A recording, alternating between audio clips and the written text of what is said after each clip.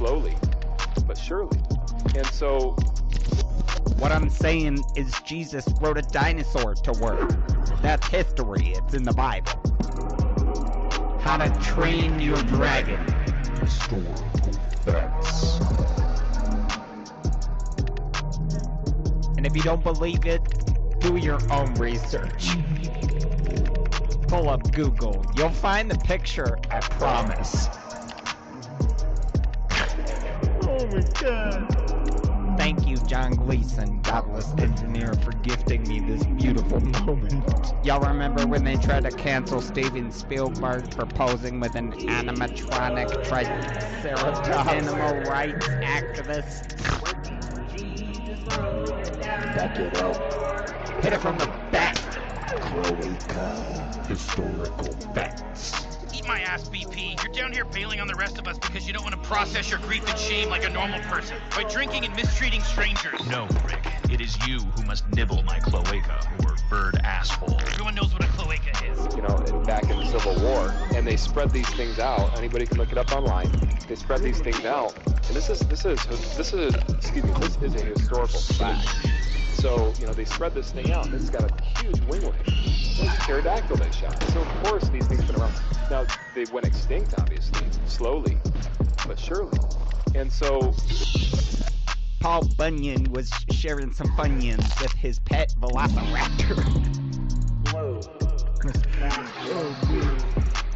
Oh, you thought it was an ox? Roll back the clock.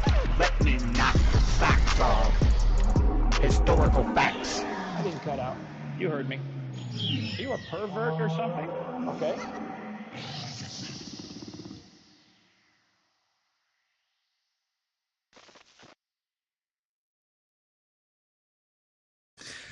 What's up, heathens? How y'all doing? I'm the Godless Engineer, and tonight we are going to be talking about biblical slavery. And there's a couple of apologists on TikTok. Well, there's a lot of apologists on TikTok. Y'all know what? Anytime is a good time for a beer. Fuck yeah, it is. So there's a few apologists out there on the TikToks that like to say that biblical slavery was only ever indentured servitude. So we're going to take a look at one particular apologist named Adam Rich, but we also have a special message from Matt McMillan, of Matt McMillan Ministries, that's going to be coming through and talking about some shocking facts about Judgment Day. So we're going to be taking a look at all those things today. If you are interested in any of these topics, then please stay tuned. Well, hold on. That's not how I introduce things. So if y'all want to fuck around and find out how the Bible definitely doesn't have any chattel slavery in it, then please stay tuned. What's up?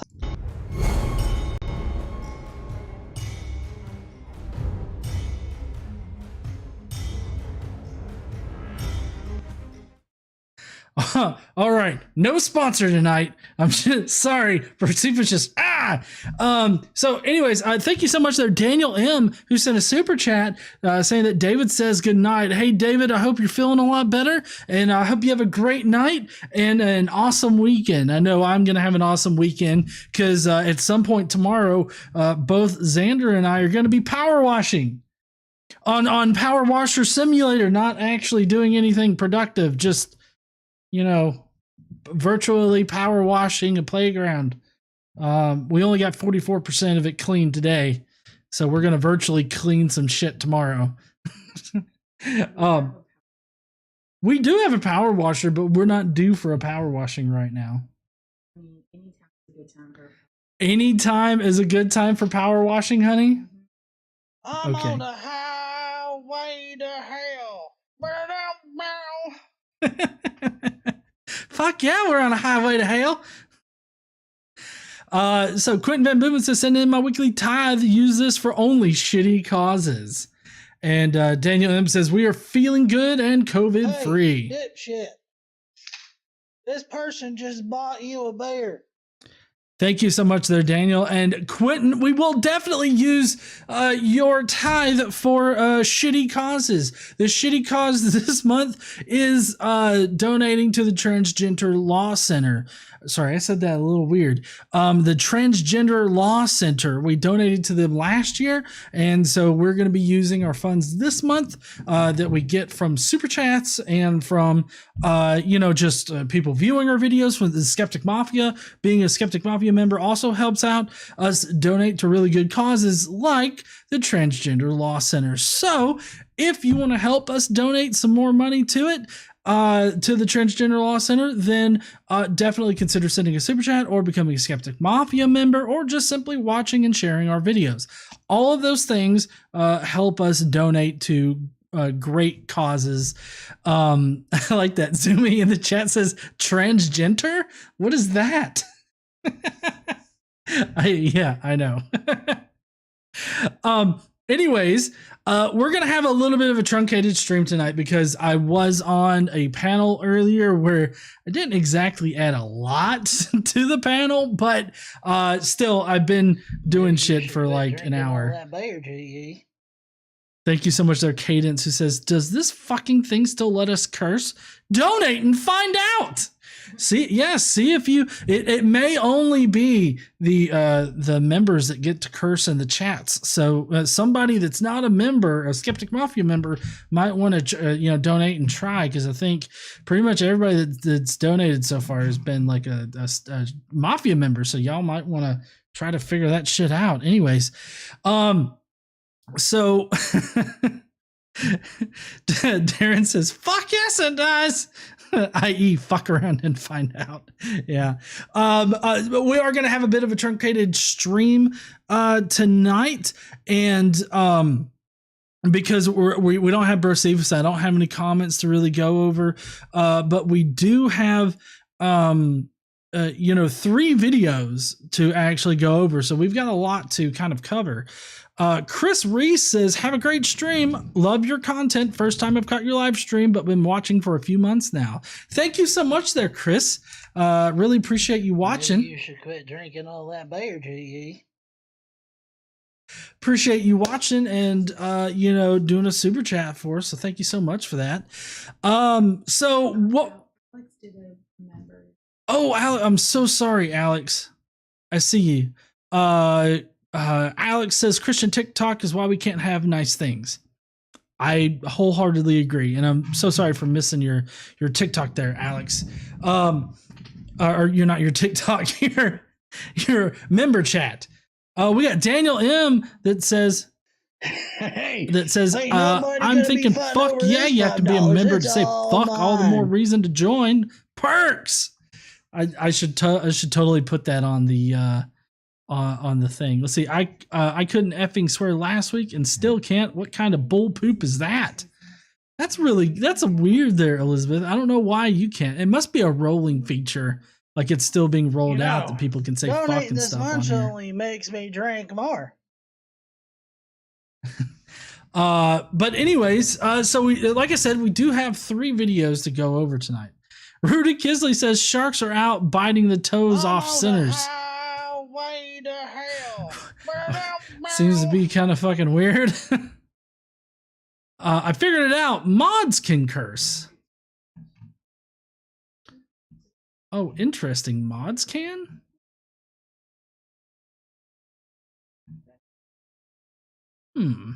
That's interesting. Apparently mods can mod super chats versus Mafia super chats. Oh, okay. Interesting. All right. Darren, right, what we're talking about are super chats, not just regular chat messages.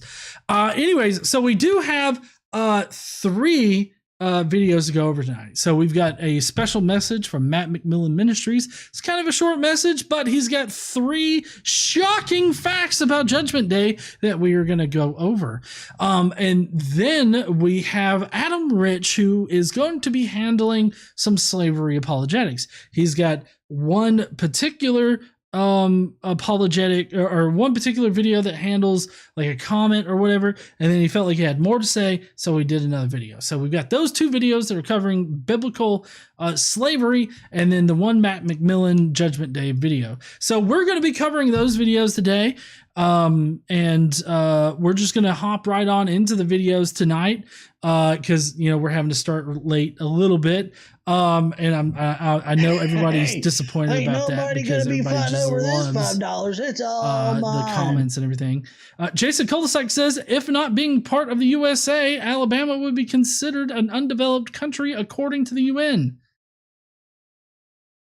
From what I've seen of Alabama, I totally agree with that. Okay, just listen, all right? If anybody in Alabama has driven anywhere in Alabama, you will totally agree. Now, that's if you've driven more than just major cities. And even if you drive a little more than major cities, you'll still be able to see what I'm talking about here, because in Alabama you have like major cities, like you've got Huntsville, you've got Montgomery, you've got Birmingham, you've got Mobile. Those are kind of your major like city centers there, right? I thought I said Huntsville at first. Okay, Huntsville, Birmingham, Montgomery, Mobile. Those are like major city centers. And if you only go to those places and drive on the highways and stuff, you'll think, oh, what are you talking about? We're not an undeveloped country. If we were our own country. But you see, what you have to do is you have to take the side roads, and you will see what KC, since we've been doing vacations and stuff, we've taken back roads, and holy fuck, there are some hillbilly ass places in Alabama, not too far away from these city centers.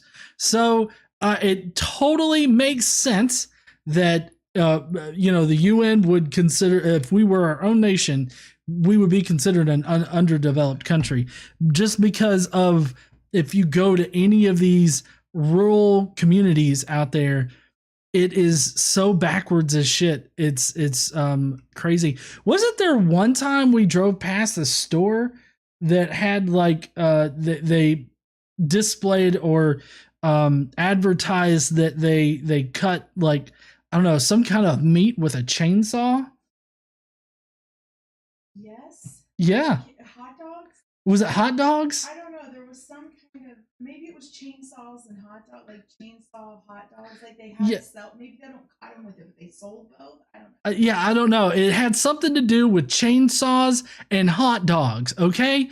And like, that's just not normal. Like you don't expect to see that when you're driving around your state. Like, oh, look, there's a chainsaw hot dog place right there. You want to go and get you a hot dog that was carved by a chainsaw?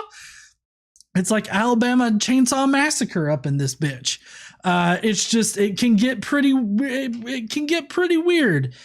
here in Alabama. I mean, honestly, people, like with the Wrong Turn series and them being in the Appalachian Mountains. I mean, you go to some of these communities in Alabama and you're like, what the fuck am I doing here? They are. The Appalachian Mountains are very pretty, but also apparently they house incestuous cannibals. I know that because movies. So anyways, I totally agree about the whole Alabama being an underdeveloped area. But anyways, we're going to cut right on to the response videos. Again, I just want to say so sorry for cutting y'all off on the whole, comments and Brocephus and everything like that. I do have some things that I want Brocephus to cover, so we will be doing that next Friday, which, to remind the Skeptic Mafia out there, next Saturday, we are going to be doing a member chat, so member hangout. So if you want to be a part of that, become a Skeptic Mafia at the mafioso level, and you can join in on the conversation. We normally talk a lot about politics and just stuff that's going on, just anything really. So definitely we're going to be doing one on next Saturday. So just to remind y'all about that. But anyways, we've got Matt McMillan here. who's got 3 shocking facts about Judgment Day. So come on, Matt, what's the shocking facts? Here are 3 shocking facts about Judgment Day. No Christian will be sent to hell. Oh, well, fuck. I'm so glad no Christian will be sent to hell. I wonder how he knows this, though. Like that no Christian will be sent to hell. It also depends on which denomination you currently believe in, because if you're Catholic, you can definitely be Catholic and be sent to hell. And then there are the Protestants who say, some of the Protestants who say that unless you follow this specific version of Christianity, you're not really a Christian, so you're still going to hell, even though you believe in Jesus. So, I mean, I feel like that's a little bit of a too generalized of a statement there to claim that no Christian will go to hell. Also, I feel like this is going to feed into my whole idea, and this is something that I've noticed lately, is that a lot of Christians, while they tout that, you know, God is going to judge you for your actions or something like that, or they continuously talk about the judgment of God, and they talk about the moral superiority of Christianity, and they talk about this, this justice. Like, atheism doesn't provide justice, but Christianity does provide justice. And they always put it in this context of all these horrible, heinous atrocities that occur, and apparently God is the only one that can provide actual judgment or justice for those actions. But what Matt is doing here is he's actually exposing how apparently Christians, which this is going to come here in a minute in his video, but Christians are not actually judged on their actions. Matt's going to literally say this. So I'm not jumping to anything with him saying no Christians are going to hell, because if no Christians were going to hell, then that means that Christians are not judged on their actions. They're merely judged on whether or not they suck Jesus' dick. If you suck enough Jesus' dick, then you get into heaven. Only those who have rejected faith in Jesus by grace and have looked to their own works and repentant behavior for righteousness. Okay, so because I look to my own actions, my own good actions, and I think that should get me into heaven. So it would be like, hey, ain't nobody gonna be fighting over this $5. It's all mine. That's right, with Math Whiz. So I feel like this would be a response to people that say, well, you know, if I'm a good person and I do good actions all my life, God is definitely going to, judge me based on that. And so I'm going to get into heaven. And apparently, according to Matt here, that doesn't get you into heaven. The thing that gets you into heaven is believing in Jesus, and that's it. Because he says that the people that are going to hell are those that have rejected Jesus and look to their own actions for righteousness, or for how good they've been in their life, or whether or not they deserve to go to hell based on their actions. So I mean, I feel like this just further exposes like the whole position of, Christians aren't judged by their actions, so it doesn't matter if they do good things or bad things, because they're not actually judged on that. So kind of makes the whole moral argument, like, I don't know, kind of flat to me. Like it does, like the moral argument doesn't matter on this version of Christianity. Christians aren't rewarded according to what we've done. Only unbelievers are. Oh, okay. So Christians aren't rewarded based on their actions. Only unbelievers are rewarded based upon their actions. And apparently, and I think what he's going to get at is the only action that matters is rejecting that Jesus. If you reject the Jesus, then you're fucked. We are rewarded according to what Christ has done. No. Why does that, like, why would that ever make sense? I'm just kind of curious. Like, I get that that's like their whole religion, their whole religious idea. Like, that's the point of Christianity, is that, Christians are judged by Jesus's life or his sacrifice or something like that. But how does this practically make sense in any other like kind of system here?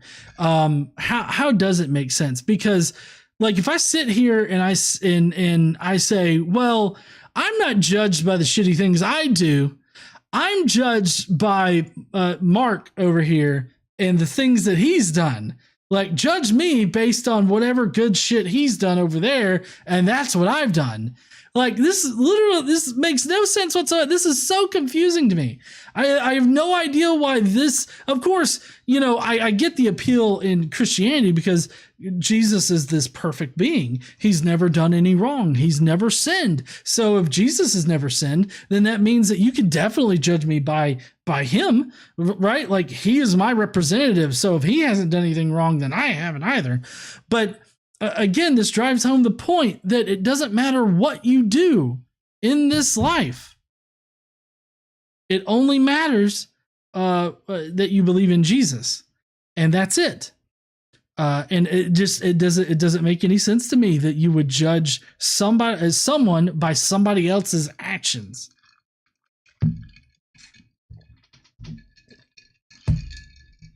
Oh, and here's the good part of this. Oh, Mathwiz says, I feel like this is just going to be a no true Scotsman. Like, the Christians who will go to hell aren't actually Christians. Probably. I mean, he probably feels that way. No Christian will be held accountable for the life we've lived. Only unbelievers are. We are held accountable according to the life Jesus lived. Yeah. So, and this is the number 3 is just him blatantly say what I've been saying this entire time is that Christians under this particular version of Christianity, whatever the fuck that is, aren't judged by the actions that they commit, or do. Only unbelievers are judged by their actions. Terrence Clark says, woohoo, would you eat live stream while I drive Uber? Somebody in the Uber car is like, who the fuck is this hillbilly? That's KC's money. Yeah, KC's money. I got to pay her back for all the alcohol that she bought for me today.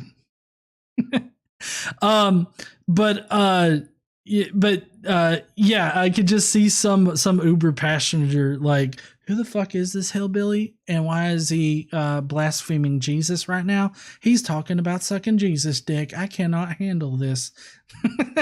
Turn me down before you pick someone up. But anyways, so yeah, according to Matt McMillan, we're not judged by any of our actions. Just a little bit of money. Thank you there, Vanta.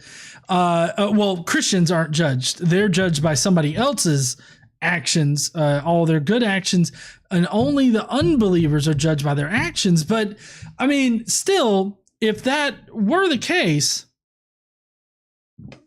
we got another. Maybe you should quit drinking all that beer, GE. I should. If we are judged by our actions, and we are definitely going to hell, then it seems to me like God doesn't care what you do in this life. So it's, the morality aspect of Christianity really doesn't matter on this guy's worldview, which he might agree with me on that. He might agree that morality doesn't matter on this. Like, it doesn't matter if you do good things or do bad things. He may believe that Christians only do good things, but at the same time, you're not judged for any of the actions that you perform. So it kind of seems pointless to me. We got a couple of super chats here. We got Vanda Blue who says, I got it. Christians go straight to heaven where they are judged, and if found at fault will go to jail in heaven. Have fun in eternal jail. Thank you, Vanta. And then Daniel M says, it looks like his hair is a filter. Can't say much. I'm going bald as fuck.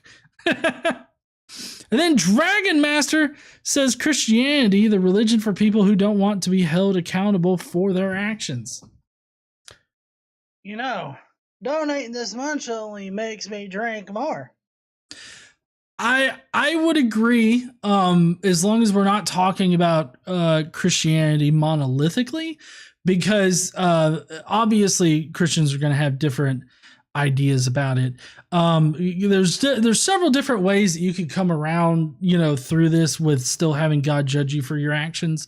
Because there's the whole Ray Comfort thing of saying, well, if if you were truly a Christian, you wouldn't commit any sins, so you wouldn't do anything bad or wrong, which is the bad or wrong that person would be talking about is different from like real bad or wrong, or not real. Sorry, I won't say real bad or wrong.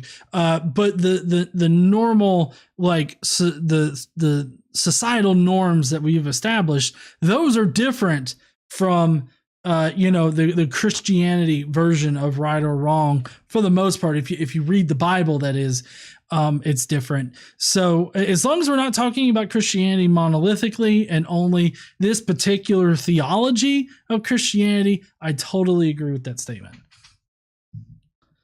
All right, and I think that's gonna be it for this. Yeah, the creepy fucking smile.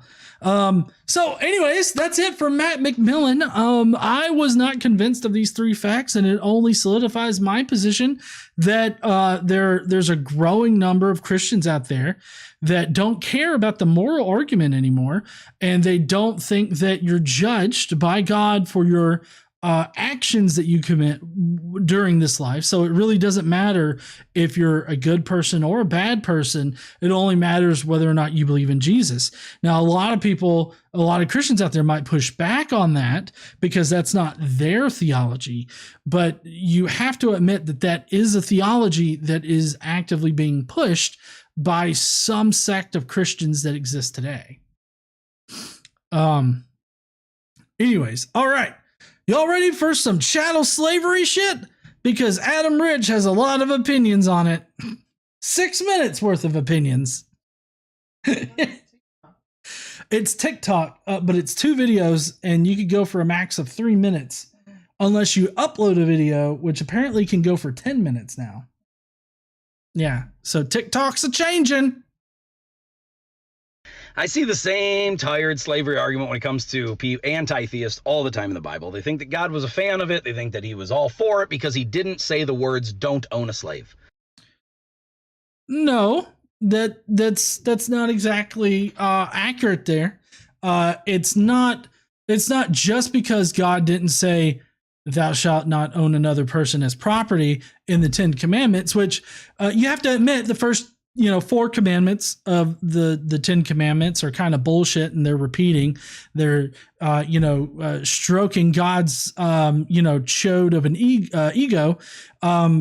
So he could have stuffed in there, don't own another person as property in there. But that's not the reason why we think that God was a fan of slavery. What would make us think that God is a fan of slavery? Which I'm trying to keep my little mesh thing up there. Why we think that God is a fan of slavery is because he directly tells people to buy slaves from the areas around him, which I wonder if is my Bible thing. Nope, I'm just floating in the void right now. I don't have time to. I should have set this up beforehand. I was just in the void there. Shit. What the hell? Today we learned.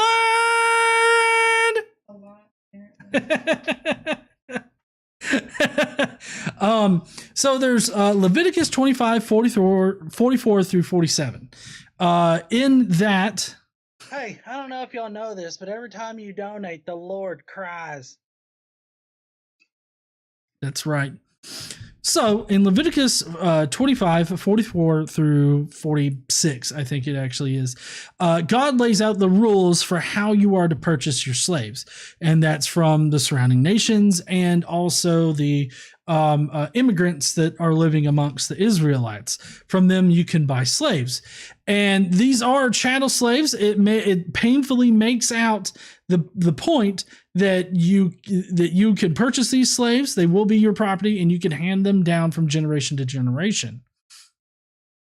Hey, dipshit. This person just bought you a bear. Thank you so much. And so this is the primary reason why we think that, God was a fan of slavery. But more to the point of the history of the Israelites and the wider Near East, slavery was a norm back then. Like chattel slavery was a norm. Other nations had rules for slave. They had laws for slavery, and they trafficked in slaves. Slavery was just another thing that definitely existed and was practiced by everybody at that point. So God was definitely a fan of slavery, but that's because it was normal at that time. It's a lot like saying, well, I'm a fan of air conditioning. Well, it's normal to, have air conditioning, and there are some people that don't have air conditioning. Like, I know that's one of the things that's really threatening, I believe, Europe right now with the heat wave that's going on, is that not a lot of people are prepared for the kind of high temperatures that they're going to have. So they don't really have, the AC. Some people don't have the AC units that would be able to combat such heat. But, it's like just taking any normal thing and saying that you're a fan of it because it's normal at the time. So God was a fan of slavery, because it was the norm in that area, for that culture and for the culture surrounding that culture.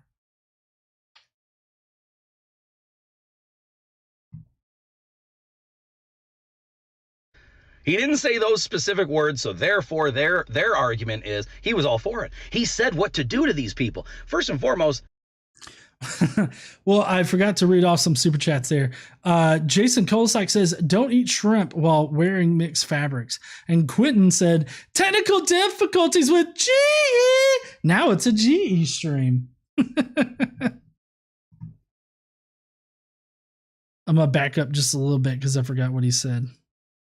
Therefore, their argument is he was all for it. He said what to do to these people. First and foremost, well, I mean, in the Bible, God does give specific instructions on how to treat slaves, but that still doesn't make them not slaves. It does, like, just because they had laws for slaves that oftentimes would protect slaves, doesn't mean that they weren't chattel slaves or that they weren't the property of their owners, or anything like that. It just means that Israel was the same as the other cultures in the wider Near East. In many instances in the laws of Israel, they were actually harsher towards the slaves. Requiring, like for instance, requiring indentured servants to serve for a period of like 7 years, whereas in other cultures in the wider Near East, it was normally like 3 years. So, and that's indentured slavery, or indentured servitude was just another kind of form of slavery, which is what he'll get into here in a minute. But you do have, like in other wider Near East cultures, these rules that were set forth, but did not reduce the fact that they were property.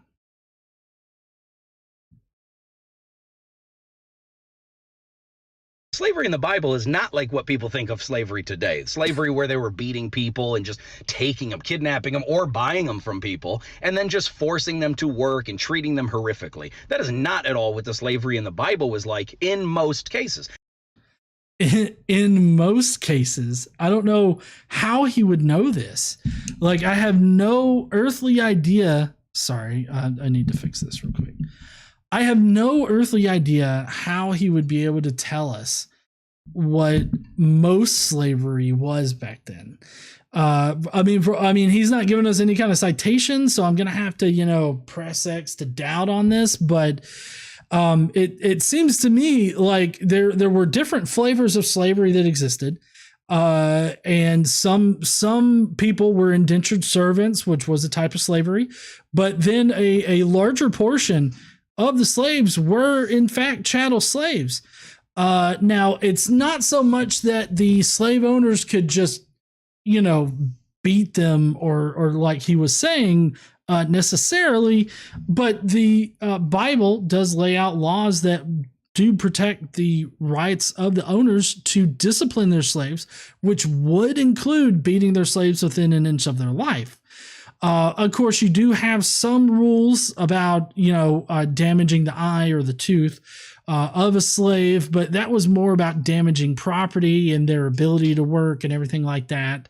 That was the case. They were definitely not considered, to be the same kind of human, I guess. They were very dehumanized.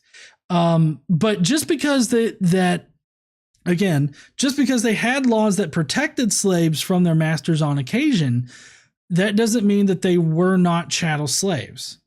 And to suggest that the Atlantic slave trade, which is what he's comparing Israelite slave trade to, suggesting that the Atlantic slave trade is the only version of chattel slavery that has ever existed, is just plain false. The chattel slavery that existed in Israel was the same as the chattel slavery practice in all the surrounding countries and cultures, everything like that. We've got the laws of Hammurabi that set forth a number of laws that protected slaves, but also ensured that people could buy slaves.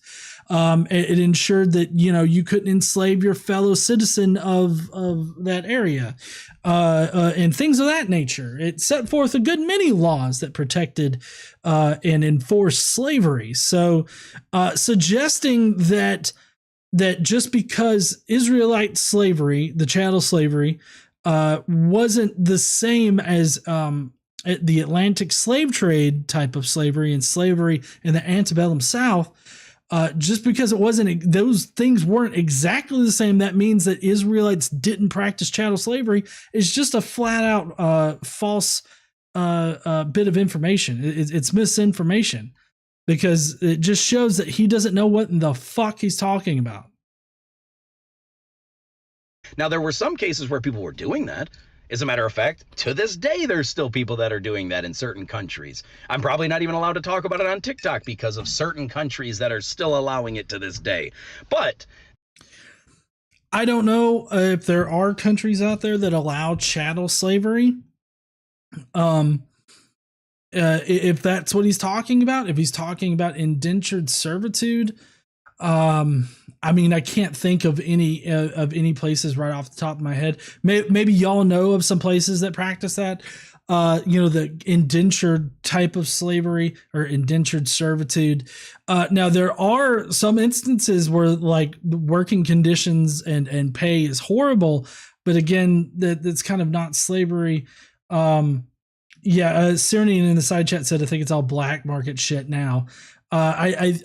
There definitely is like black market stuff happening, but what we're discussing in the Bible and in the wider Near East at that time is institutional slavery, like institutional chattel slavery, where it's just, open and widely available, and it was legal, like for you to own slaves. So I can't speak to whether or not there are any countries that take part in the indentured servitude type of slavery or anything like that, but I don't think that there's any places that still practice like slavery openly, like in their laws and stuff.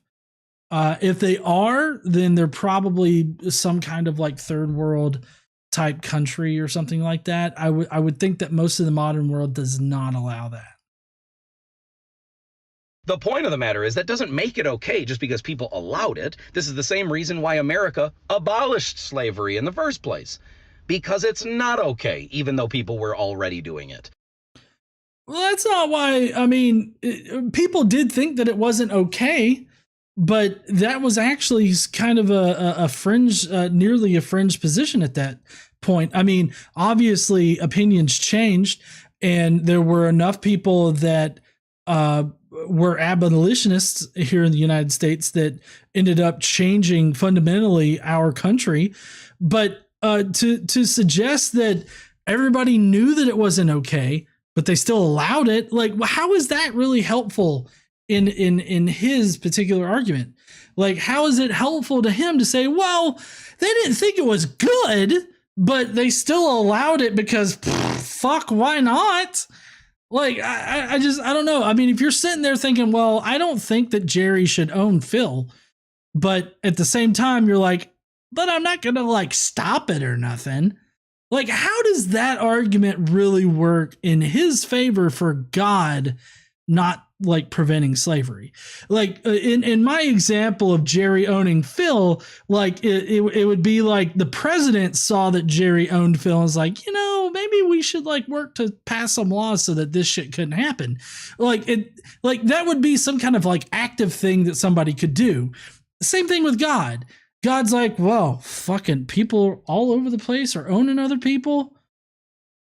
I mean, I could write it in one of the first four, you know, instead of stroking my dick, I could be like, hey, women and people of different races are not chattel slaves, or they're not pieces of property. Don't own them as property. Like, he could take up however much time he needed to in the 10 Commandments.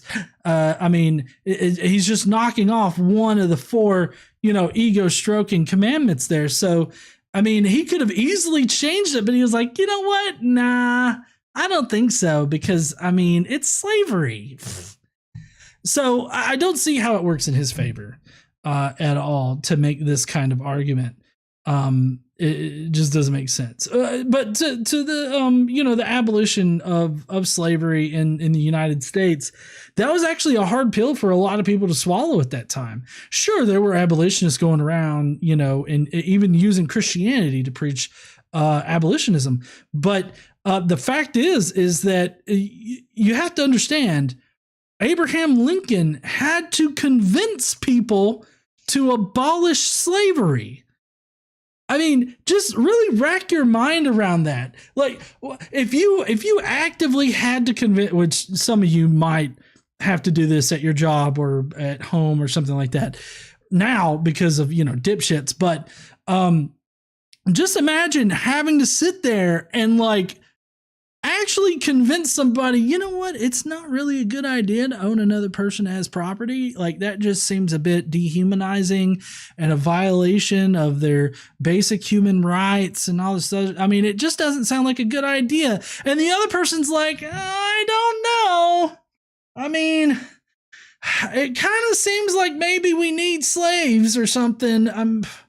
But then, you know, you tack on the whole idea, well, look, if we free the slaves, then the war will be over quicker. Oh, I mean, I guess if we have to, like, that was the sentiment going around. So don't try to whitewash history and think that like the North was like this bastion of morality and the South was some kind of like satanic country that just wanted to own people, which, I mean, they did just want to own. They fought the whole entire war over owning people. But my point is that the North was not some like, great place that, you know, didn't need to be convinced that owning other people was a bad idea. People still had to be convinced of that. Like, a good majority of people still needed to be convinced of that. And it blows my mind. It's never been okay. However, indentured servitude was a different thing. It was called slavery. If you look in the Bible, the word is always slavery.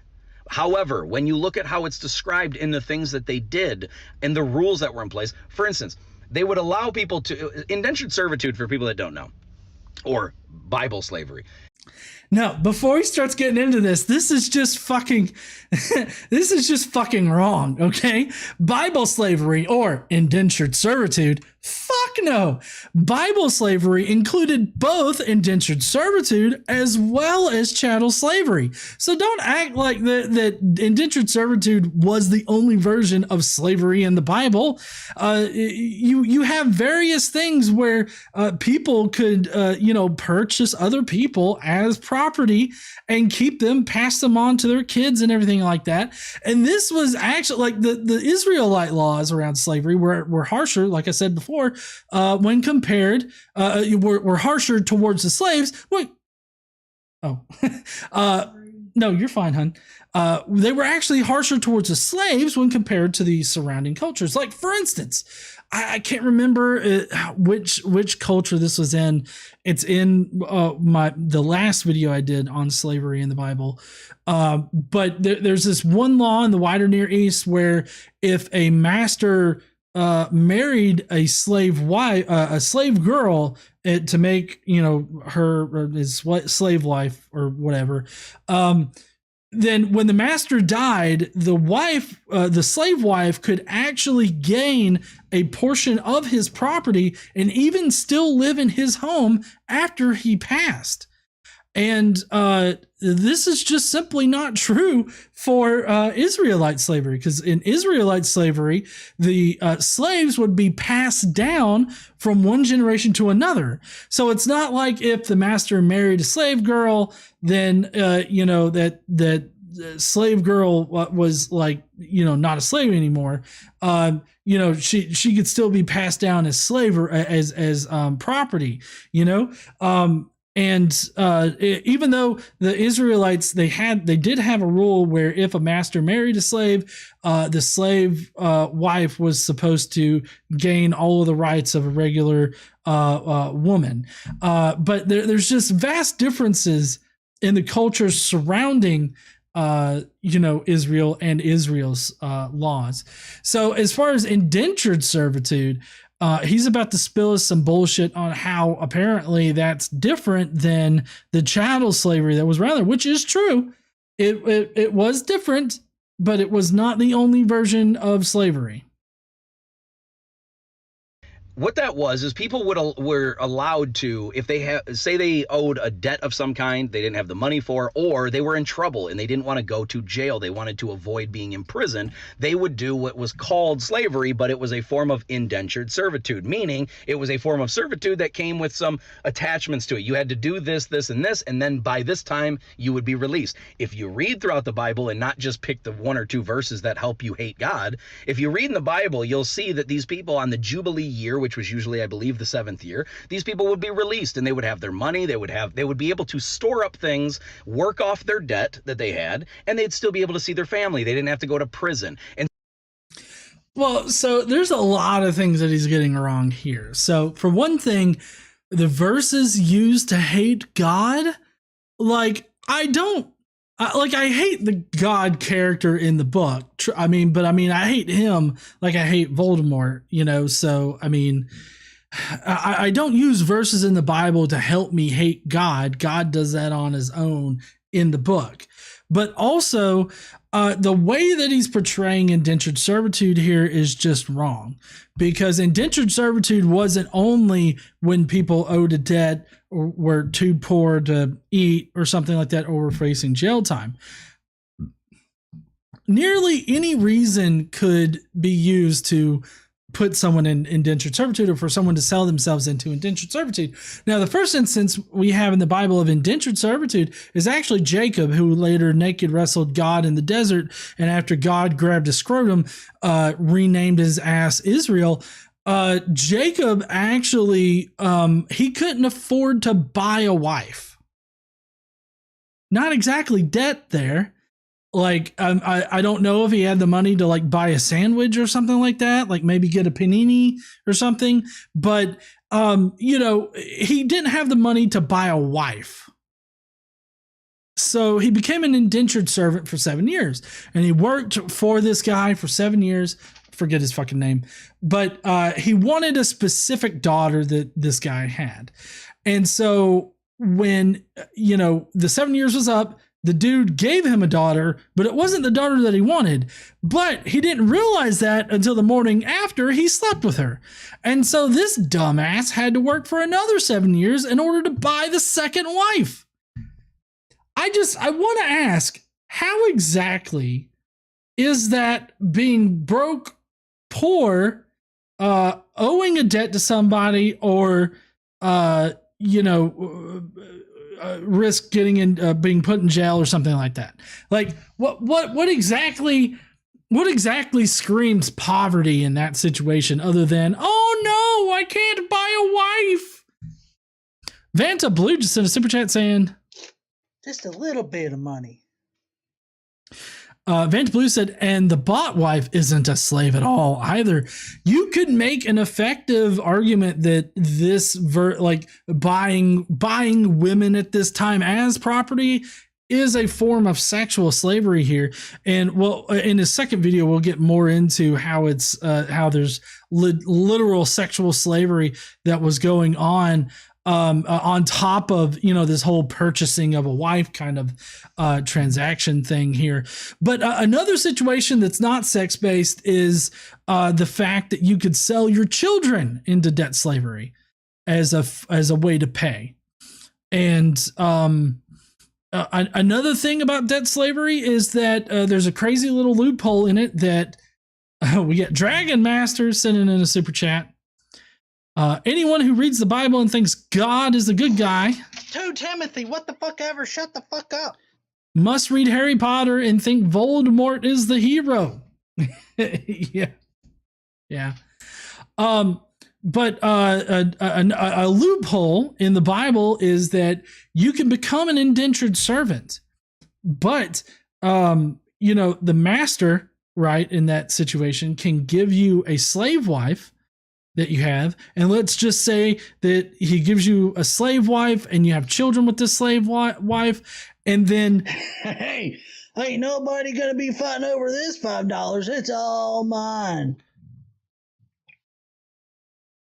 And let's see, and then you have children with that slave wife and everything like that, and then at the end of your 7 years of serving, you can go free, but your wife and your children are properties of the master. So you have a decision to make. Do you attain your freedom and just leave, or do you become a slave for the rest of your life in order to stay with your family? So that is a way in which a debt slave can become a permanent chattel slave for forever. And there's like a whole ceremony for it. You got to go to the front of the city and get like an ear piercing or something like that, and boom, you're a chattel slave. But the fact is that particular loophole is there for even indentured servants to become chattel slaves. We got a couple of super chats to go through here. We've got and the moral of the story, Hellbound Hillbilly, who says, and the moral of the story is it's okay to leave the lights on. Dragon Master 0118 says, anyone who reads the Bible. Oh, wait, I already read that. So sorry. So yeah, he's just totally misrepresenting slavery and everything like that here. And I'm ranting. So some of these indentured servitude masters were abusive because they were evil. So it wasn't just good people that had servants. I'll call them that instead of slaves because of the horrific nature of what people think about now, of course, with slavery. Good people had slaves, or what he's calling indentured servants. There were good people that owned other people. Can you imagine, like, what would possess you to think that somebody owning another person, whether that's to work off a debt or not, which here in America, we've of course done away with the whole debt slavery kind of thing, or being able to jail people for their debts and all this other stuff, or I don't know. I feel like maybe that's a little bit too nuanced to actually bring up right here. But just imagine what would it take for you to be like, hey, good people owned other people for whatever reason. Like, I don't understand. But these servants, some evil people also had servants, and these people were beating them and half killing their own servants. So God was enforcing rules to them, saying you are not allowed to do that. You are. Well, no. I mean, so suggesting that there were good masters and there were bad masters. It's like, yeah, there were, but I mean, God was issuing it to everybody, not just the bad ones.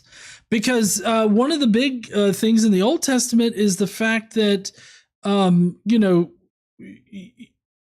Bible seriously pushed discipline or teaching of slaves, just like you would teach or discipline children. Spare the rod, spoil the child. So for slaves, indentured servants or not, they also were to be disciplined with physical abuse. And so it was not just the bad or evil masters, as he would call them, that were abusing their slaves or their indentured servants, however, whatever term you want to put it. It's debt slavery or chattel slavery. It's all slavery.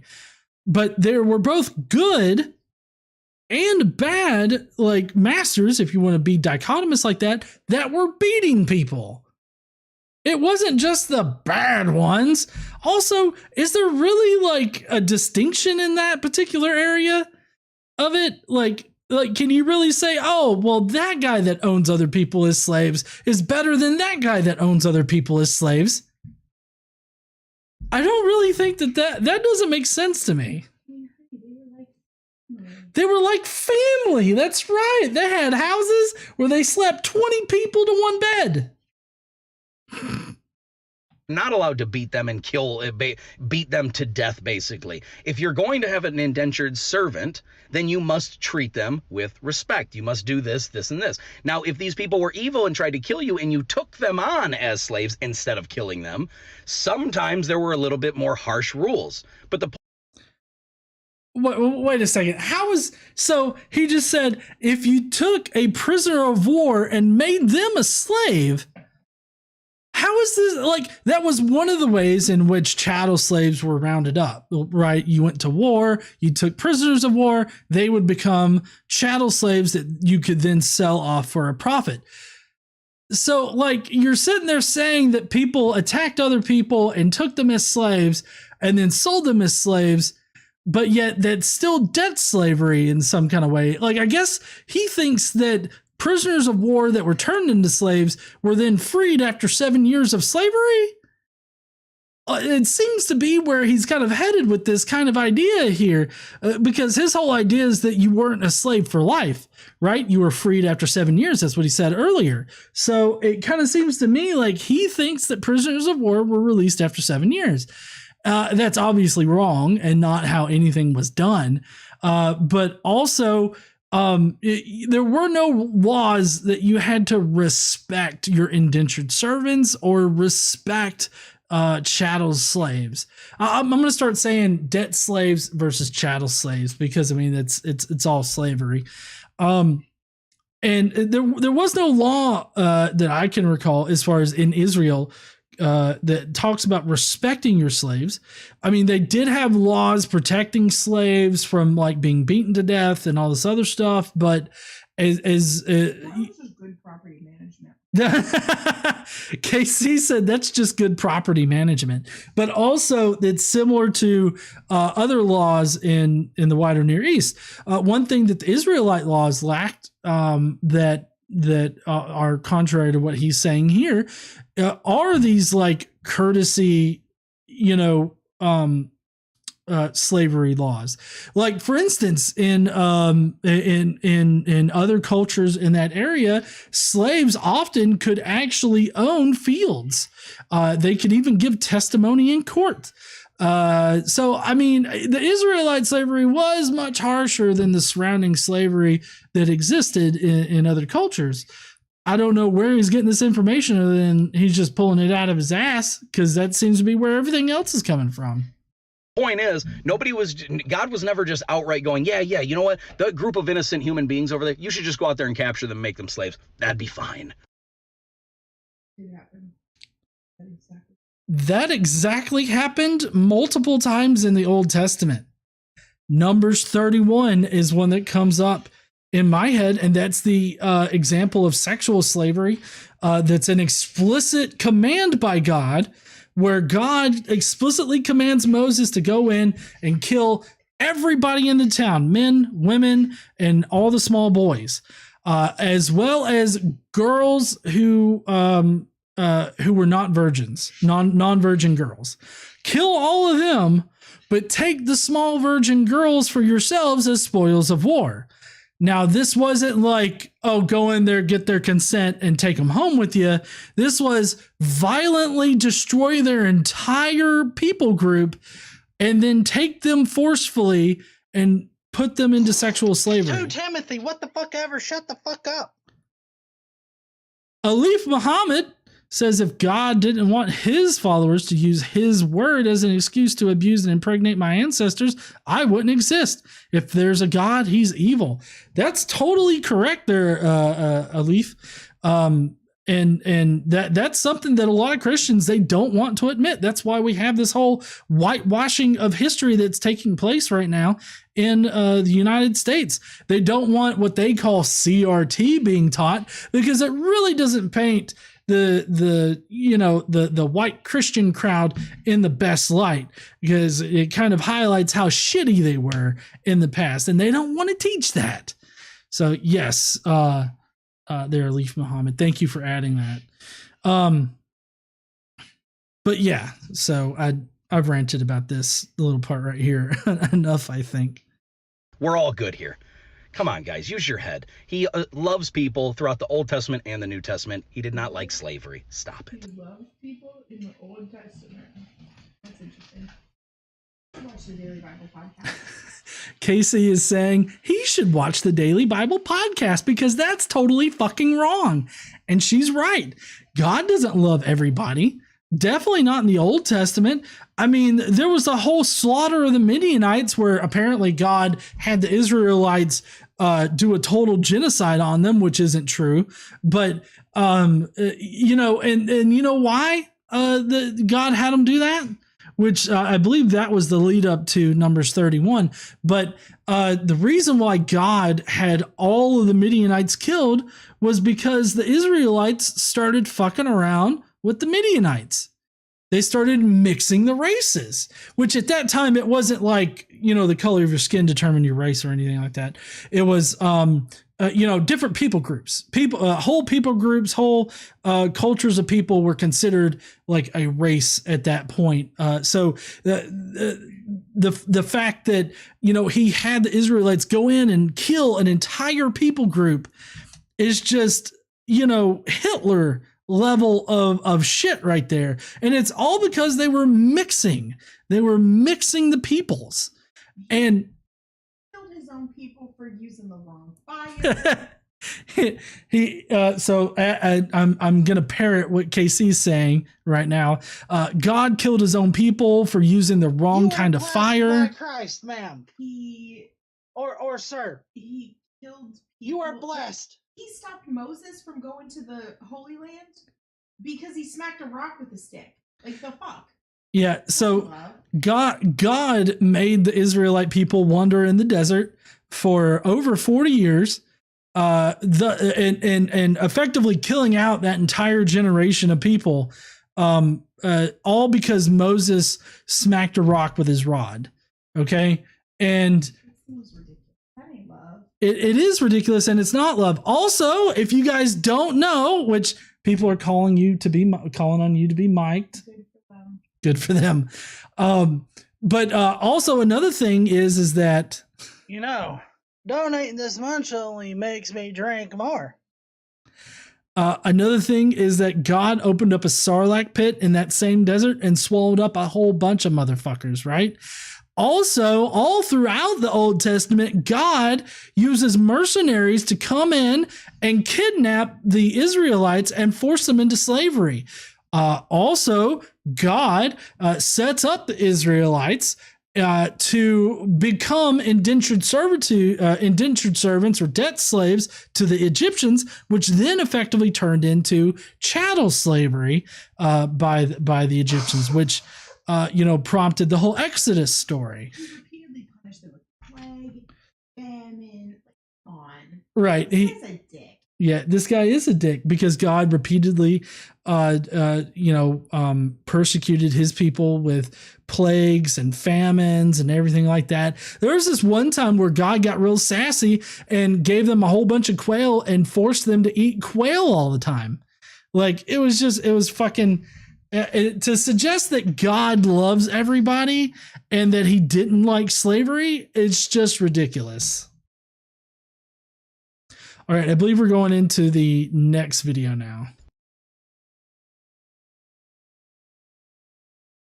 All right, guys, this is the last thing I'll really say about the slavery in the Bible, because honestly, it's been debunked so many times. It's not even really worth going into. But for people that don't understand I would just like to suggest Don't forget. Super chat. So sorry.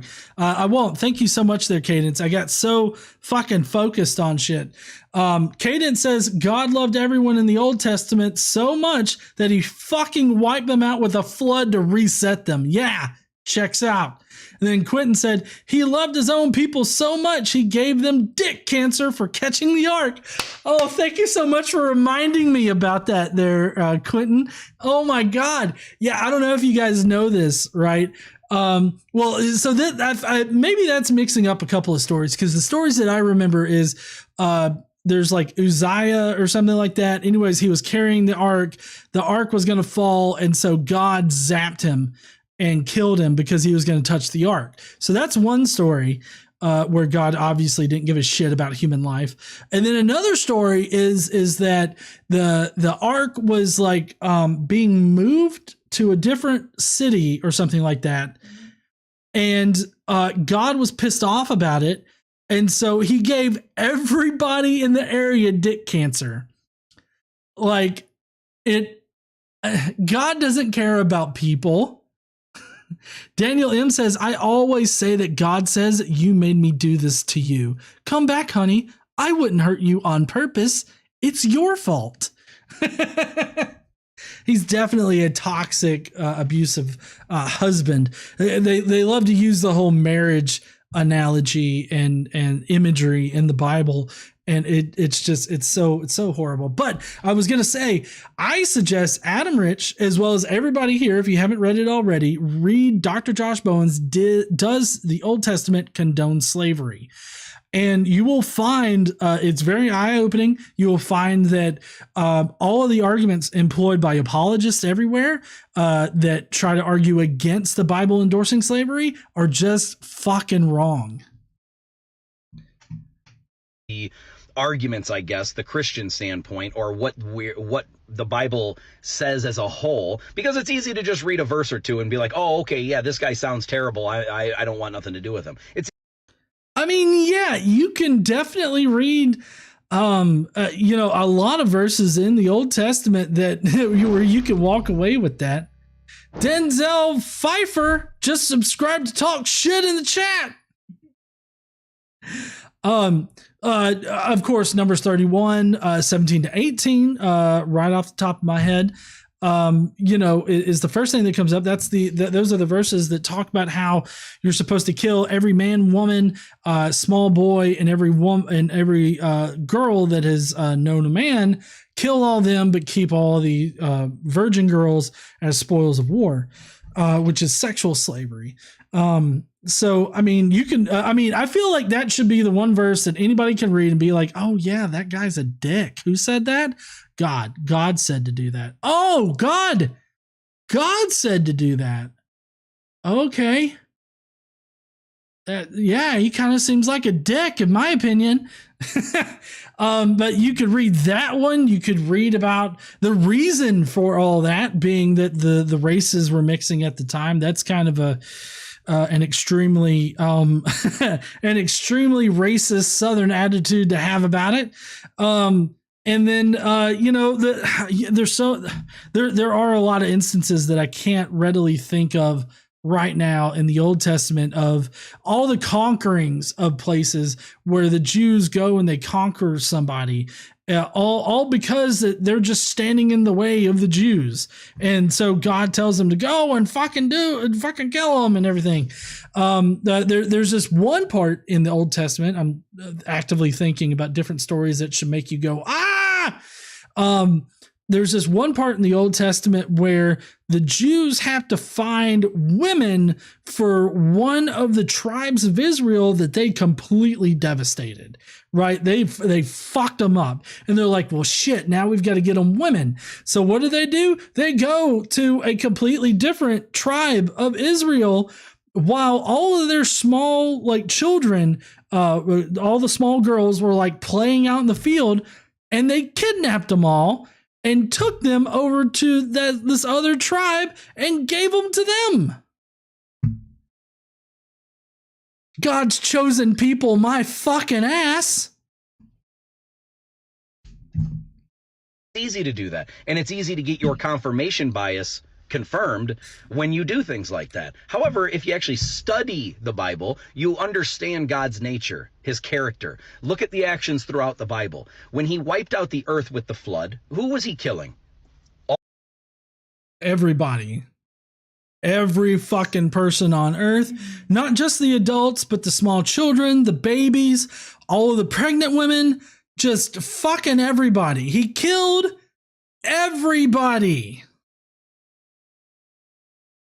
How does that not make him a dick? Like right now, if I was like, oh, well, the South is fucked, so might as well kill everybody. Like, I mean, how would that make me a good person in any kind of way? Oh, thank you, honey. Casey said that she thinks I'm a good person, and that's the only opinion that matters. I'm sorry, guys. All evil. There was 0 innocent people that died during that. When he wiped out Sodom and Gomorrah. Oh, I'm sorry. We can't just go past that. All evil. There were no good people that died. How? Like, I get that kids can present with psychopathy or sociopathy early, I guess, in childhood. But, I mean, we're talking about everybody. You're telling me everybody was evil, including the small children that didn't have the capacity for evil, like little babies. Those were evil, according to Adam Rich here. Yeah, even the fetuses in the womb. Can you imagine? It's like every fetus in the womb was born with a switchblade, or was going to be born with a switchblade, apparently, on the earth. They come out there swinging like, get the fuck up off me. Hold on. I got...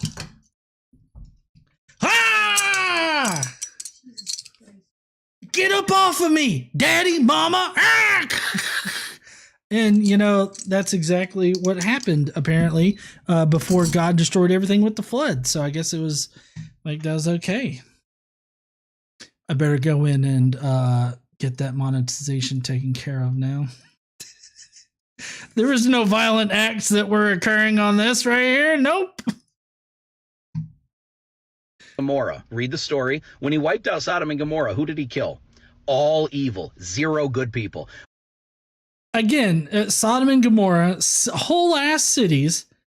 It wasn't like maybe all the adults in the city wanted to come out and fuck the angels, right? I guess. But also, if you don't remember, in Sodom and Gomorrah, in that story, God found one good family, one good person. One good person, that's Lot. All right, that was the good person. Lot was going to offer his daughters to be raped to death by the crowd instead of the angels. How does that make you a good person?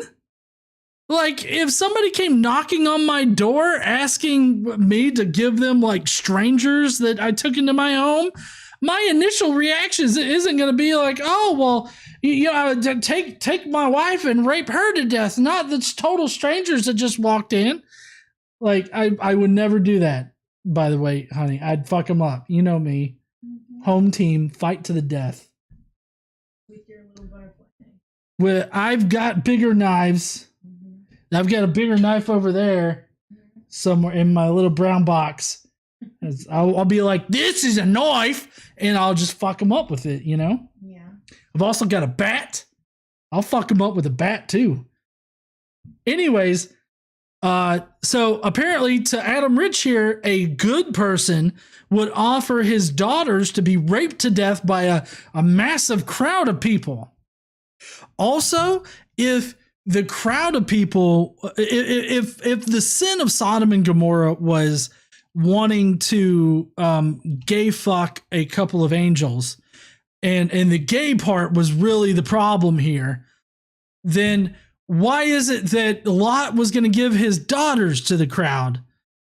Like if Lot knew that they were like, we're gay and homosexual and we're gonna rape the shit out of those angels who definitely have a gender and everything, and we're just gonna rape the shit out of them. It's like, well, here, take my daughters. I'm sure the gay crowd that was bounding on his door asking for the 2 male angels would be like, what the fuck are you talking about? We don't want girls. Like, it makes no sense to me if the sin of Sodom and Gomorrah. That's KC's money. That's fucking right, it is. It doesn't make sense to me that if the sin of Sodom and Gomorrah was like gay sex or being gay in general or homosexuality, why is it that Lot was going to give his daughters to be raped? Like that, I mean, I don't think that's because he's a dick. That's right, honey. And he's not a good person. When he had an army go in and completely annihilate the Canaanites, who was he killing? He was killing a group of people that were sacrificing their own children to this god that they created, a fake statue god that they created, and then they were sacrificing their own children, and God went and wiped them out. So this is not the kind of dunk that he thinks it is. Okay, so just imagine, okay, God sees this culture and, they're doing child sacrifice. It doesn't matter if they were actually doing child sacrifice or not for this to be all fucky. But so God sees them doing the child sacrificing, and God's like, oh, that's just horrible. Like, what? Israel, you should go and totally kill everybody there, including the small children. Just don't sacrifice them for that Molech fuck. Or Baal or whoever in the fuck they were worshiping. Well, go and kill it, because I can't have other gods getting children sacrificed.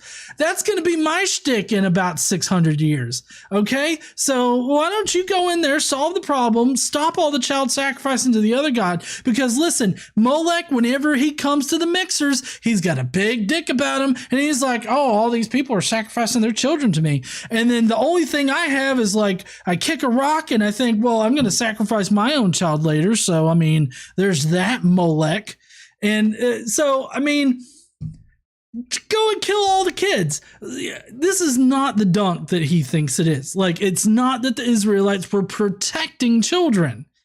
They were going in there and they were killing not only the adults, but they were also killing the small children who had no say in any of the sacrificing. They had no part in it whatsoever, but they killed them.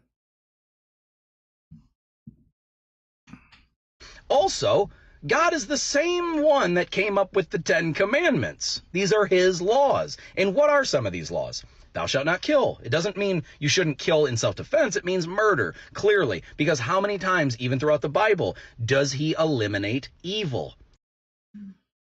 Does he eliminate evil? I don't know of him eliminating evil. He eliminates whole people groups just because they're in his way. He has the Israelites eliminate them for him. I don't really recall him exactly eliminating evil. In fact, in Job, he works with evil in order to fuck a dude's life up. So I don't really see him eliminating evil. In fact, he often works with evil a lot because, he hires mercenaries to come in and fuck the Israelites up. He sets up numerous situations that end up with the Israelites getting the short end of the stick. I don't see him combating evil a lot in there. Even when in Exodus, when Moses is, trying to free his people and everything like that, God ends up killing all the firstborn children of Egypt. How is that destroying evil? How were those children evil at that point? All of the firstborn children. I don't understand that. So I don't know. Everywhere that I look in the Bible that I can think of right now, it kind of seems like God doesn't really destroy evil. Unless you've got a weird fucked up way of describing evil. God is obviously a fan of killing evil.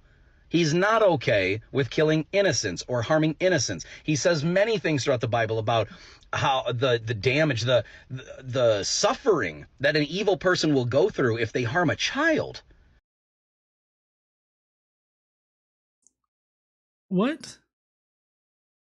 God specifically has the Israelites killing children. Like, he specifically commands on numerous occasions that you are to go in and kill everybody and everything. And they're a different kind of brown. Casey said, oh, well, they're a different kind of brown, so that makes it okay. In the Bible. Sorry. Did I not say that right? I'm just shaking my head at this asshole. Oh, you're shaking your head. Okay, I gotcha. So I mean, and also God killed all the babies in the flood. God has killed numerous entire groups of people, including babies. Like, what he's saying here is just ignorant of most of the Bible. And I don't understand how he can sit there and say it so confidently other than just fucking Dunning-Kruger. Like, he thinks he's an expert in the Bible, I guess because he's a Christian, and so he just says shit? I don't know. God has made in the Ten Commandments, love thy neighbor as you would love yourself. Love each other. Be good to each other. Do not lie. Do not bear false witness. It's a little bit different. But anyway, do not lie. Okay, he's going on about the 10 Commandments, and we've got to look 10 Commandments. And let's just go through these 10 Commandments here to see what exactly are the 10 Commandments that he thinks are the bastions of morality or law. Rather, okay, so first commandment, you shall have no other gods before me. That's just stroking God's dick. You shall not make idols. Again, stroking God's dick. Unless he tells you to, and then it's fine. Oh yeah, unless he tells you to, then it's okay. 3, you shall not take the name of the Lord your God in vain. God damn it, we need to fucking stop doing that fucking shit. 4, remember the Sabbath day to keep it holy. Again, stroking God's dick. And then we get to like real things. Honor your father and your mother. No, I don't think that should be a commandment or any kind of law or any kind of good practice. Yeah, what if your parents are assholes? That's right, hun. You know, I think that monolithically saying that you should honor your father and your mother. 2 Timothy, what the fuck ever? Shut the fuck up. Is just, you know, not really reading the room on what we know about, you know, family dynamics and everything like that, and all the problems that can happen and do happen in modern society. Yeah, it's just a way to force children to behave. You want a mic there, hon? Okay. 6, you shall not murder. Okay. Murder being that you shouldn't kill your fellow neighbor and everything like that. It does not mean that you shouldn't kill another person. God definitely has the Israelites killing other people for less than nothing for a reason. You shall not commit adultery. Not a law, but a good personal thing to go by. It's, well, yeah, but that wouldn't be considered adultery necessarily. Adultery in this case is like, you know, going behind your husband's back and sleeping with somebody else. They didn't really care about It's fine for you to do it, just not for me. Right. It's fine for me, not for thee. You shall not steal. That is one that's a basic tenet in our laws. You shall not bear false witness to your against your neighbor. Yeah. You shall not covet. You shall not covet. I feel like coveting is is like a basis of capitalism, right?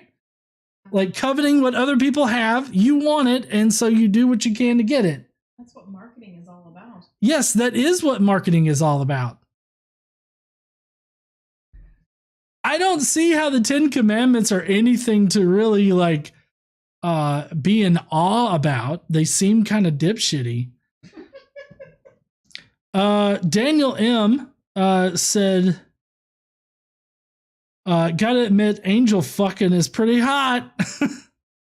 And then Who's Your Buddy said, God eliminates evil except for Satan, who is the cause of the fall because we were set up. True story. All right, let's finish this out. Do not steal. Do not commit adultery. Do not kill, meaning murder. There's so many areas that God is defending good and eliminating evil. No, but you see, here's the thing. The whole like the murder kill thing is not just like self-defense that it's okay. If God says to kill somebody, it's okay to kill them. God, after giving these commandments, God definitely tells the Israelites to kill other people, even kill children. So I don't know what the fuck he's talking about. Also, do you notice how he can only list off the things that seem to somewhat coincide with current moral standards or our current legal system? That it's so silly to me that it even has to be discussed at this point about God's stance on slavery. He has condemned it many. Jesus in the New Testament said servant and the master are equal. No, well, I mean, so in that particular part, what he's talking about there is not that, and I think that actually maybe Jesus said something about it. I don't think that Jesus did, but the one thing that is said is I believe Paul said it maybe, where he says that there is no slave or master, man or woman, or believer, unbeliever, maybe, or no, maybe not that last one. But anyways, he lists off several things there, and it's just to say that everybody's the same in Christ, not that those classifications don't exist. That was not a condemnation of the slave trade or anything like that. There's actually nothing in the New Testament that condemns the taking of slaves.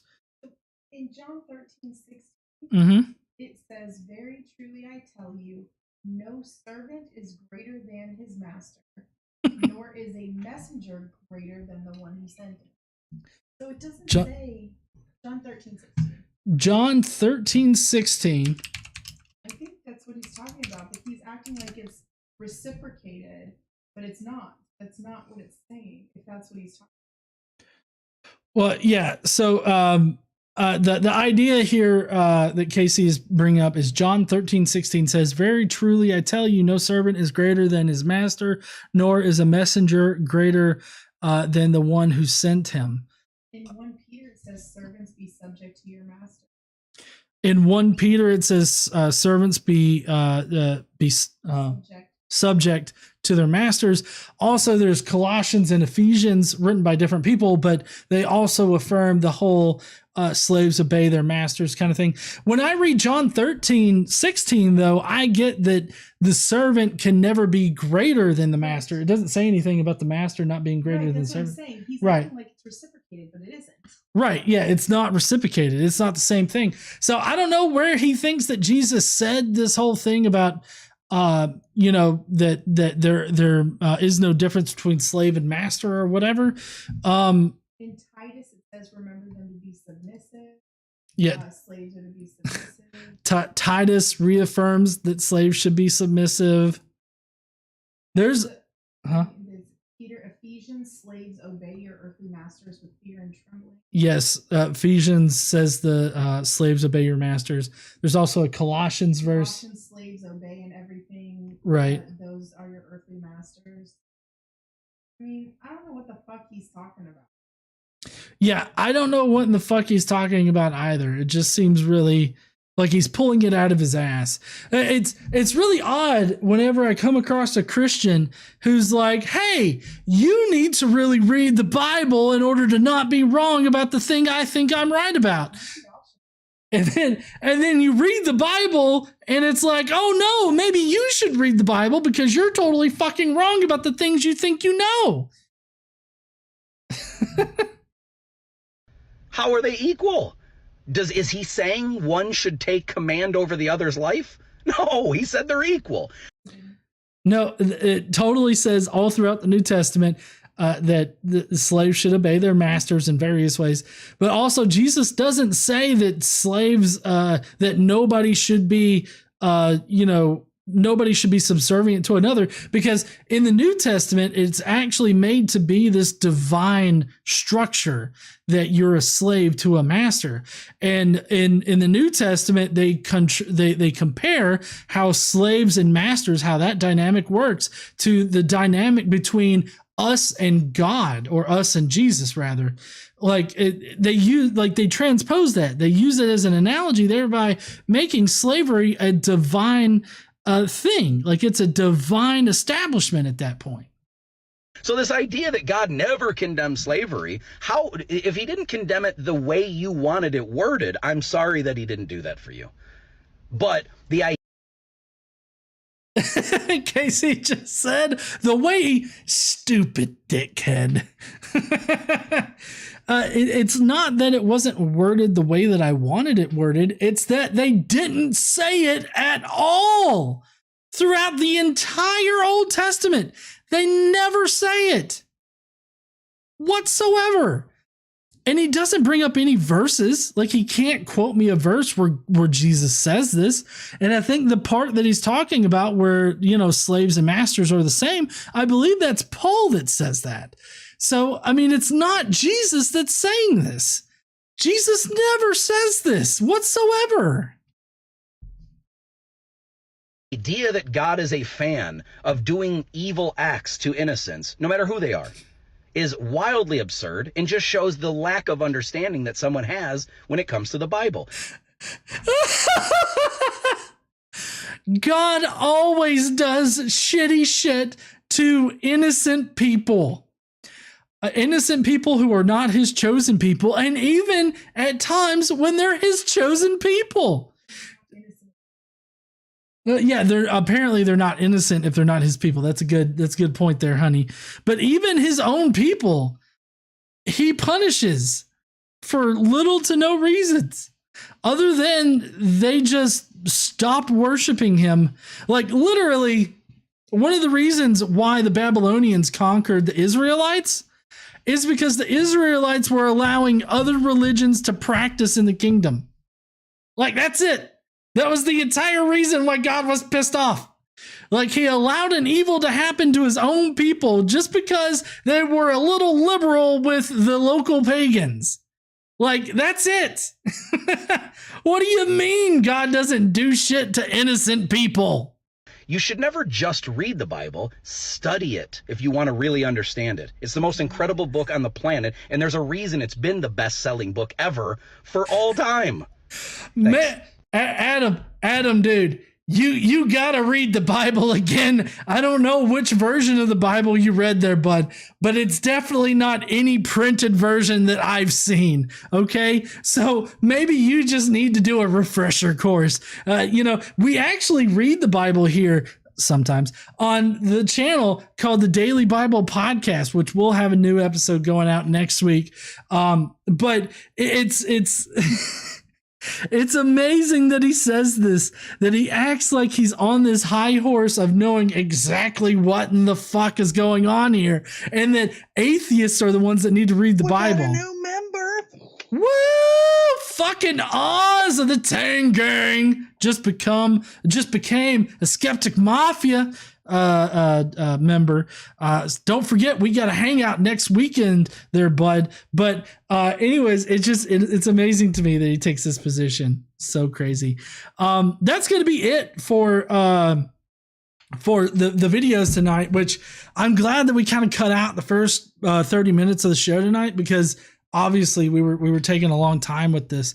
Oh shit, I see Nicholas Lamar Suter in the chat there. Hey, ain't nobody gonna be fighting over this $5. It's all mine. He's probably wearing that $400 suit that he's got. Massive props for that suit, dude. It looked awesome over there at that Better conference. Definitely worth $400. I was so happy to meet him. I was happy to meet Nick too. He's a great guy. That was the best. Polly Pockets sent a super chat saying God isn't a fan of hurting people. He's the star of hurting people. Yeah. Oz said $899. I may or may not have put in a bid for 25 for it. I'm just saying. I was starting low. But anyways, we're about to get. I'm disappointed it didn't get off. Oh yeah. Yes.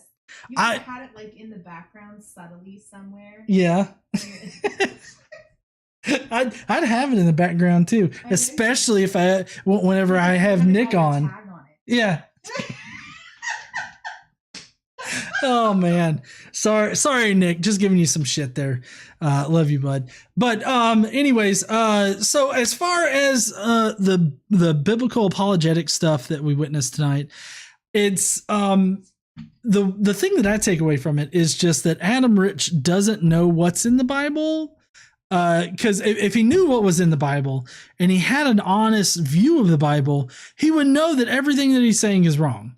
That there's definitely times where God harms innocent people, and that God is not exactly the greatest character in that book. Okay.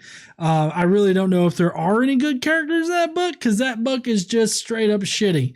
But you should expect that from a, beliefs that span thousands and thousands of years, because, it's showing us how people lived like in the 6th century BCE or some shit, which was a brutal point in time. And we should expect it to be brutal. We don't need to sugarcoat it because it shouldn't be sugarcoated. But in any case, I found the fact that he was riding in on a high horse thinking that, oh, well, atheists just don't know the Bible. I mean, I was able to bring up relevant verses and books where you can find the information for yourself, go and read it, and you will see how shitty God is. 2 Timothy, what the fuck ever? Shut the fuck up. Adam didn't do any of that whatsoever. He didn't give us a verse. He just vaguely spoke about different things that, from what I could tell, some of them weren't even in the Bible or said by the people that he claims that they were that were saying them. So it just seems to me like a real shitty attempt at trying to protect the Bible or Christianity from the charge of promoting and ensuring that slavery was practiced. And so I feel like those kind of people need to be set straight immediately, because we can't allow this whitewashing of Christianity. The pure and simple fact is that Christianity was used in order to keep slavery in practice. Slavery was used in order to displace people from different cultures and put them in places that they weren't native to or anything like that. They were definitely about that. The white Christians in for hundreds, if not thousands of years. Well, maybe not. I won't say thousands. For hundreds of years. For hundreds of years, we're keeping slavery alive because God wanted it in the Bible. Nicholas Lamar Suter says donation to get G a $400 soup fund. Luckily, I have enough beer. 395 left to go. Ronaldo Martinez says God is a monster. I agree. God is a monster. Just a little bit of money. Not yet. I'm getting there. Quentin said, speaking of God loving people, how about those people who got a fireball up the ass courtesy of God? That is a great story. I should have read that earlier there, Quentin. I'm so sorry about that. Isn't that Aaron's son? Yes, it was Aaron's son. So Aaron... We mentioned it. Yeah, we did, but I didn't describe the entire story.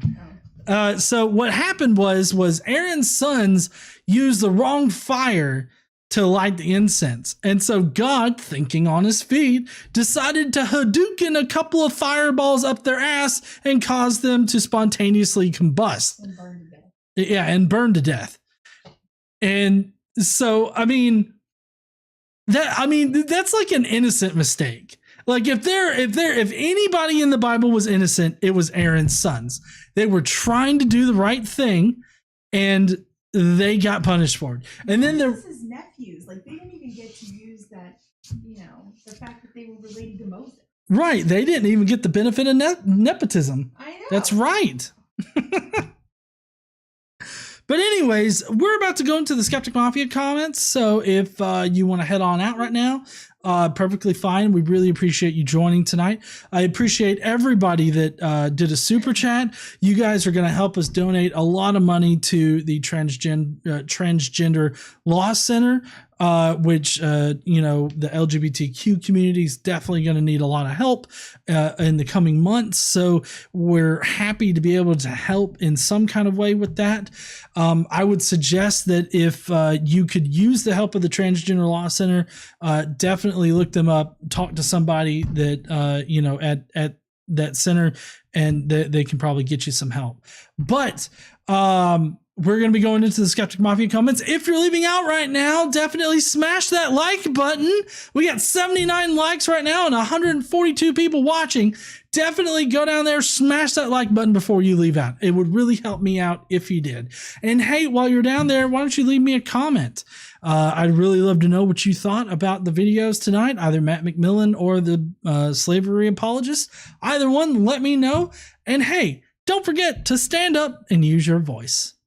Bye, heathens. But don't go, because we got these Skeptic Mafia comments that I am going to get to. There's not any held. Good.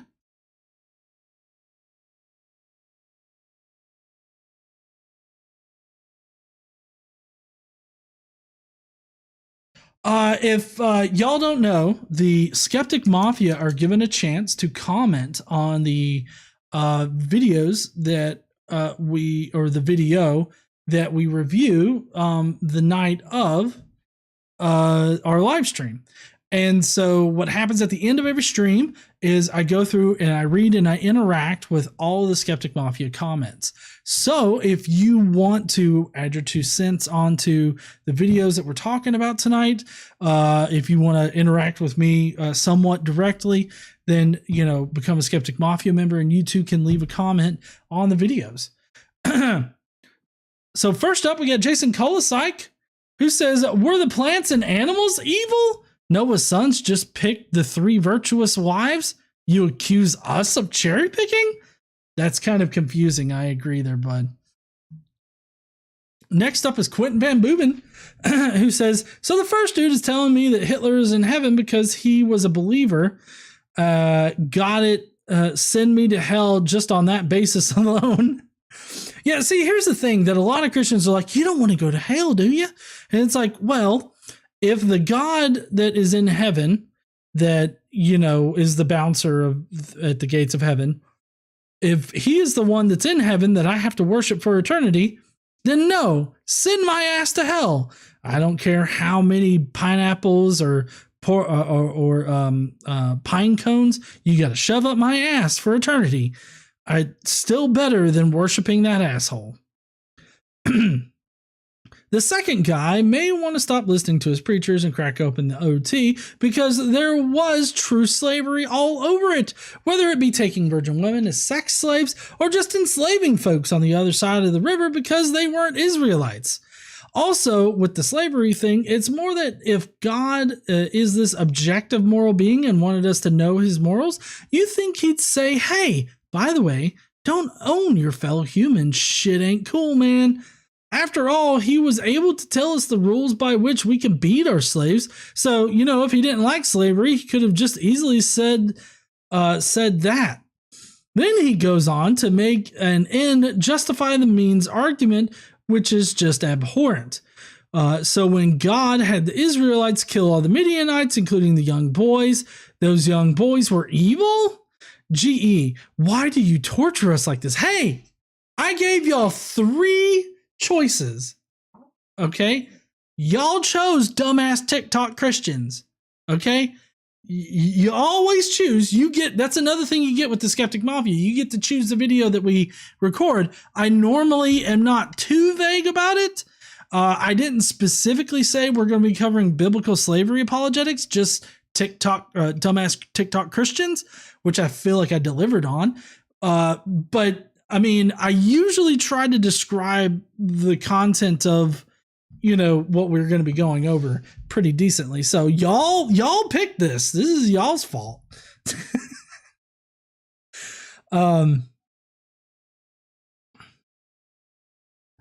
Time for a shilling. Hey, make sure you lick that like button. I know KC says not to, but this is the one time she is wrong. What? She just did one of these there, Quentin. What? The fuck did he say?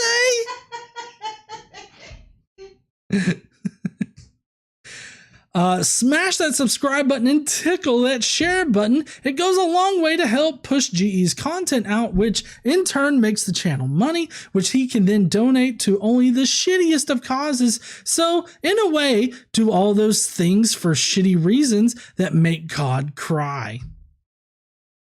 If you can, consider joining the Skeptic Mafia for some sweet-ass emojis, the ability to vote on Friday's video, the ability to make these stupid comments, and more importantly, a bi-monthly hangout. That's my time, folks. Good night. Yeah, so I'm trying to do better about that. I'm also trying to get back on track with the Skeptic Mafia podcast as well as the Daily Bible. I know, I just didn't have... I was really busy at work this week, so I just didn't have time. Yeah.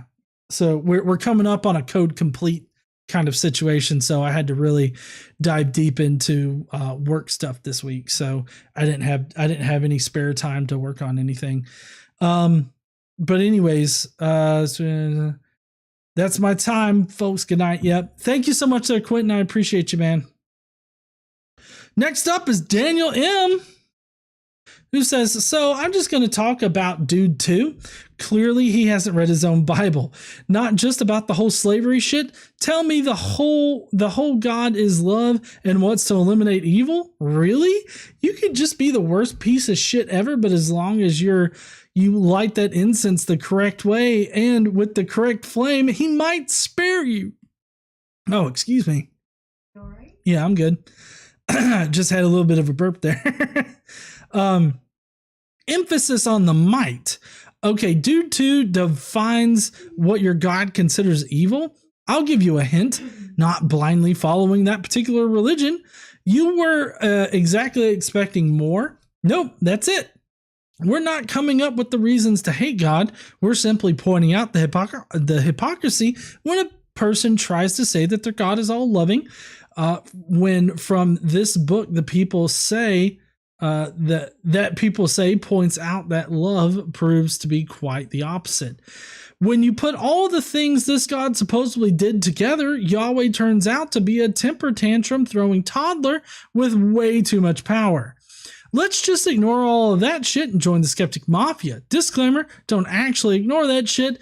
Actually ask the hard questions. There are great perks and other cool shit we give to charity as well. Shitty people doing shitty good deeds. Thank you so much there, Daniel M. I appreciate you. We're the shittiest. That's right, hon. Atheist Drew said, so wait, what this guy in the ball cap says that we don't have to have an understanding of the Bible. We don't have an understanding of the Bible and that we need to study it. You mean like he hasn't? One, indentured servitude type of slavery was only for the Israelites, and in the year of Jubilee, only Israelites went free at the end of 7 years, and so God didn't endorse buying people as slaves. So what about what he did say in Leviticus 25:44 through 46, that your slaves are to come from the nations around you, from them you may buy slaves. Then he says that love your neighbor as yourself is part of the 10 Commandments. Talk about not studying the Bible. She's pot, kettle, black, ring a bell. It is funny, the mental gymnastics that Christians will go to in order to rationalize the parts that smack them in the face.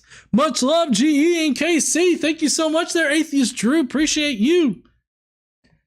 And then apparently iHeartDog's comments disappeared or twice. Yeah, that is weird. Sometimes YouTube's finicky, so sorry about that, iHeartDogs. Alex Baranowski says, oh boy, what have we here? His first point is a false dichotomy. People don't fall into either Christian or someone who rejects Jesus. What about the people who die without ever hearing about Jesus? They don't reject or accept him. Points 2 and 3 explain a lot about the behavior of certain Christians. Looking at you, Catholic priests. Now let's talk about the second guy. Fucking car theist. At least he isn't driving. Aren't there Bible verses about capturing and buying slaves? The Bible doesn't have to say go out and take slaves outright for it to endorse slavery. I wanted to touch on his, yeah, it definitely does say that you can go out and purchase slaves and also to take prisoners of war and turn them into slaves. So yes.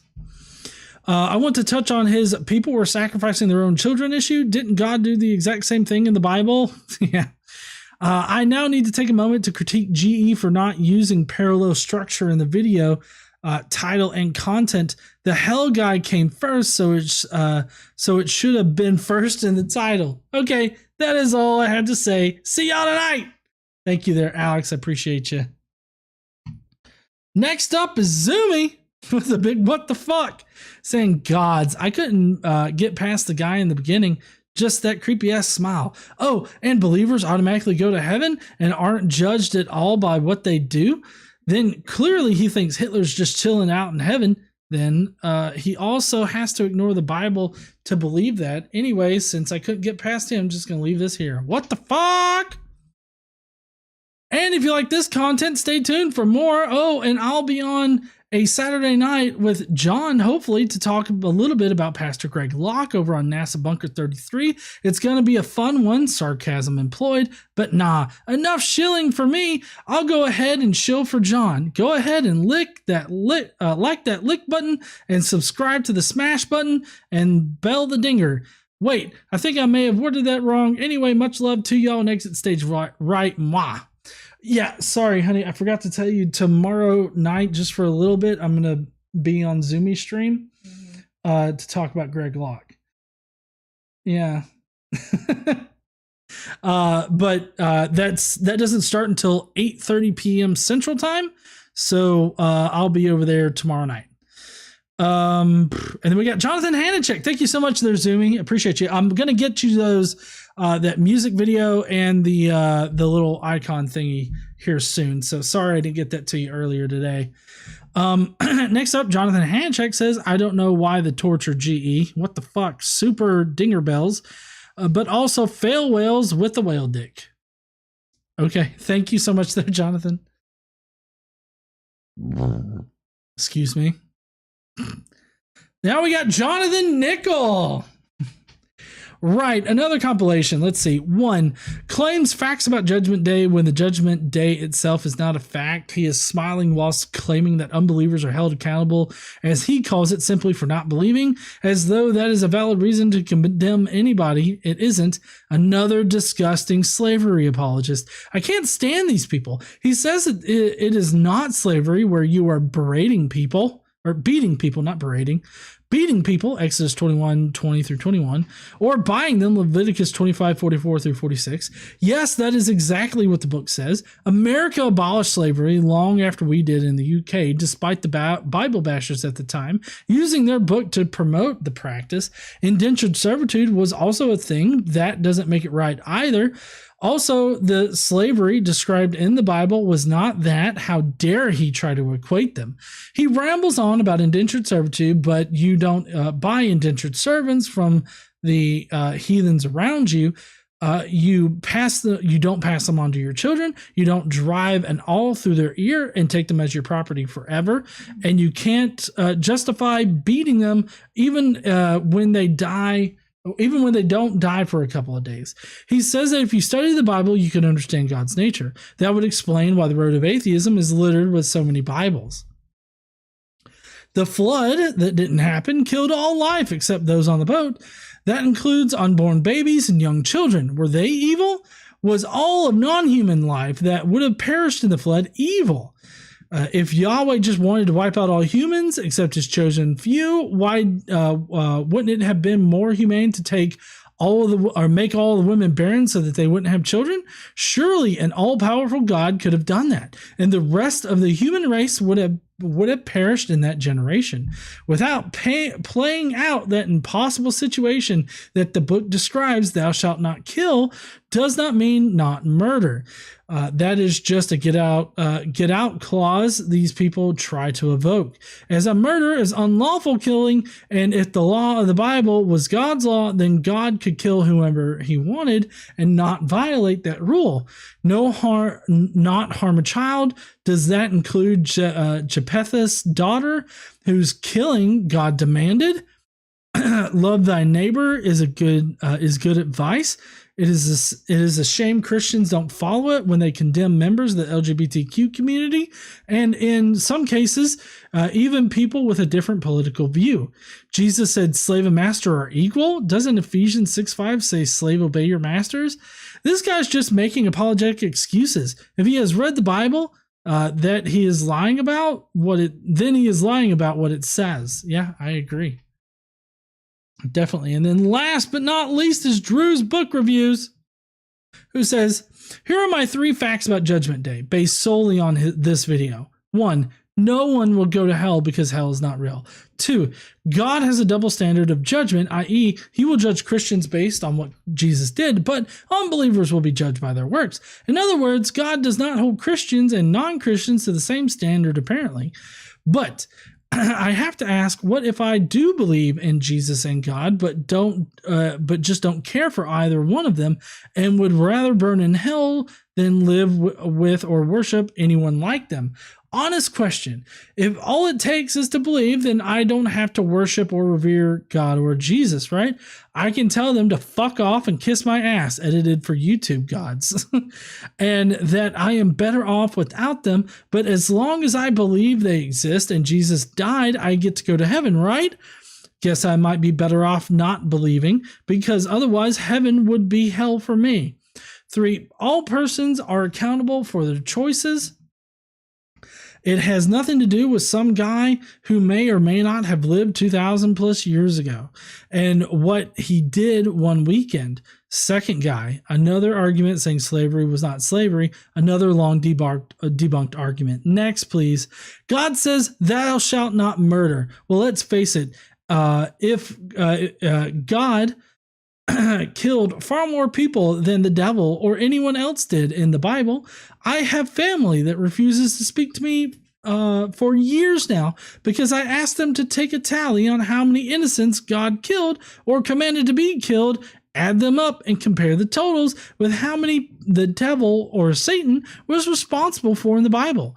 Then get back to me and tell me if the devil committed nearly as many atrocities as God or his people, and challenge to find one example of the devil ordering genocide. Guess some people don't like to accept what their own holy book tells them. Anyway, heathens, that's it for me. Until next time, keep on reading. Will do. There, Drew. Thank you so much for everybody for joining me tonight.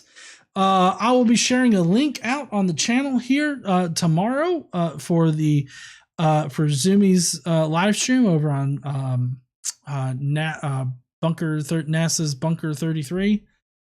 Sorry, I totally blanked on the name there. NASA Bunker 33. My bad. Yeah, Cernian says, GE, a well-deserved break.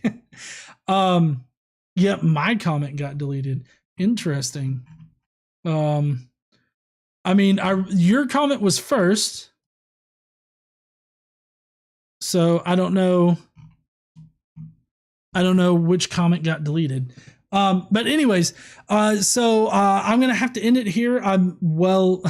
Still managed to make it a 2-hour stream tonight. I got to get the boy to bed. So tomorrow we will be doing NASA Bunker 33, and I guess we will see you heathens then. Next week, we have 3 easy to debunk arguments for intelligent design. And we also have a whole video on how atheism is illogical that we're going to review. So if you guys want to know more about that kind of bullshit, then tune in next week. But until then, I guess y'all just need to stand up and use your voice. Bye, heathens.